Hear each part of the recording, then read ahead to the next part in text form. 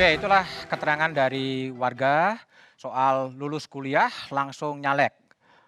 Rafif, jadi Anda juga begitu selesai kuliah langsung nyalek. Duitnya dari mana ya kalau modalnya segitu gede? Eee, seb Justru saya, nggak langsung lulus, saya udah 29 tahun nih sekarang. Oke? 29 tahun, jadi saya lulus kuliah dulu dari Fakultas Hukum Universitas Padjadjaran Bandung. Hmm? Saya sempat hijrah dulu ke Singapura kerja, Pak. Oh, udah kerja dulu ya, udah ada Saya modal. sempat kerja dulu, habis itu balik kita mulai bisnis. Eee, Pertanyaannya apa, hari ini kan saya bicaranya adalah bahwa saya sedikit lebih beruntung aja, Pak, dibanding anak tongkrongan saya yang lain. Hmm. Dibanding teman-teman tongkrongan saya yang lain, saya sedikit lebih beruntung hari itu ada kesempatannya. Kesempatan satu untuk berkuliah, dua kesempatan untuk Kerja. mendapatkan pekerjaan di Berwirausaha. luar dan mengaktualisasi diri dalam kerangka global, lalu balik akhirnya punya usaha. Hari ini adalah bentuk nyata saya mengembalikan kesempatan yang dulu pernah diberikan kepada saya.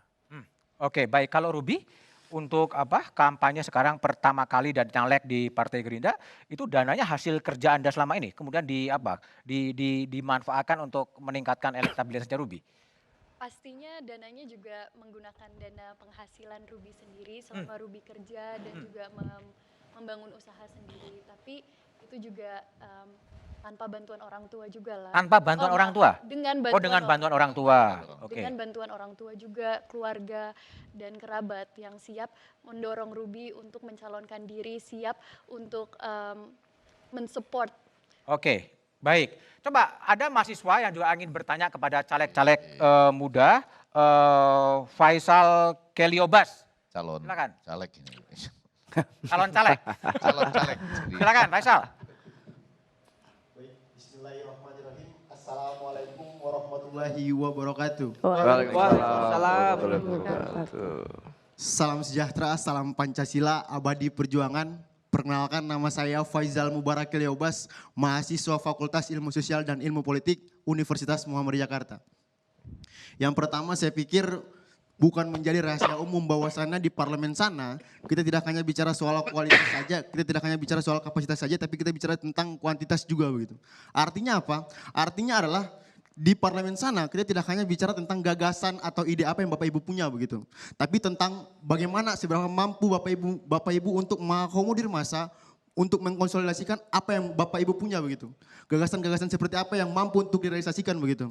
Karena lagi dan lagi bukan menjadi rahasia umum bahwasannya kegagalan sebuah realisasi kebijakan itu tergantung pada persetujuan fraksi-fraksi lainnya begitu.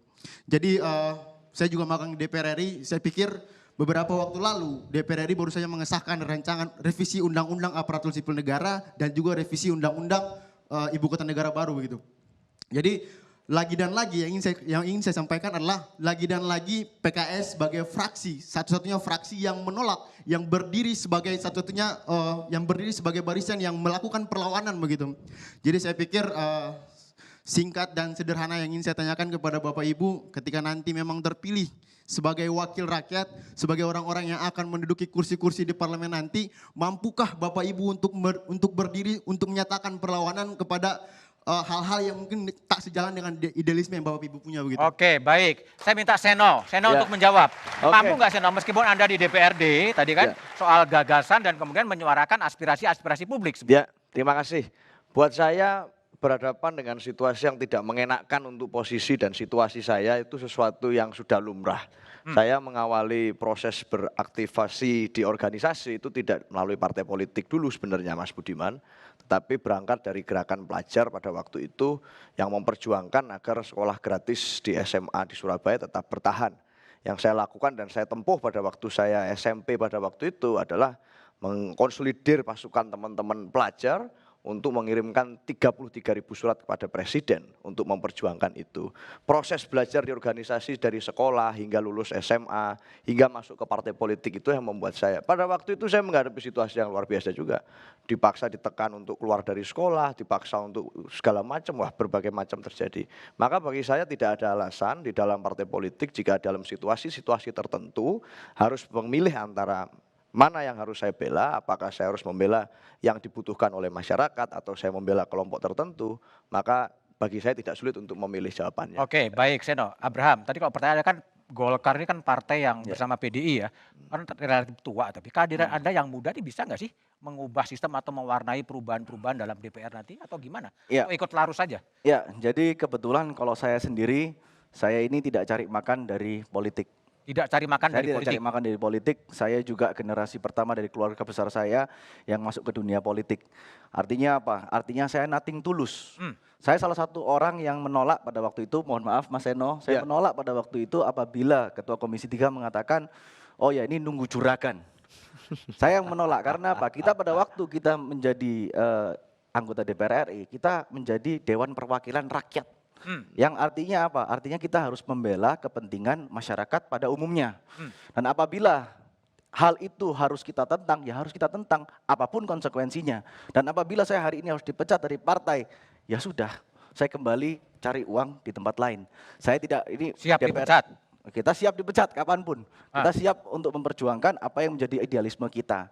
Maka dari itu saya juga sekaligus menjawab pertanyaan Mbaknya tadi. Anak muda ini yang di anggota DPR ini belum tentu jujur. Memang betul Bu. Tapi saya salah satu, saya salah satu orang yang mendukung anak-anak muda untuk masuk ke anggota DPR. Untuk memberikan apa? Memberikan transparansi. Kita buka, ayo itu dana reses, dana aspirasi, dana kundapil itu berapa. Dilaporkan bukan hanya ke BPK, tapi dilaporkan kepada publik. Dipakai untuk apa? Itu satu-satu dananya apa? Karena apa? Ya dana-dana tersebut juga sering dikuntit. Termasuk dalam tadi Masnya juga bilang, dalam membuat suatu keputusan kita dibutuhkan meyakinkan fraksi-fraksi lain. Terkadang untuk meyakinkan fraksi-fraksi lain, apakah betul bertarung ide dan gagasan? Atau ujung-ujungnya duit, kan gitu. Nah itu yang kita harus buka, kita transparan aja. Kita nggak usah ngomong DPR transparan, kita ngomong diri kita dulu transparan, bisa Bang? Diawali dari diri sendiri ya? Diawali dari diri Oke, sendiri. itulah Abraham, itu Seno. Saya coba lihat lagi, tadi ada mahasiswa lagi ingin bertanya, Rifki ingin menanyakan, silakan Rifki. Baik, Assalamualaikum warahmatullahi wabarakatuh. Waalaikumsalam.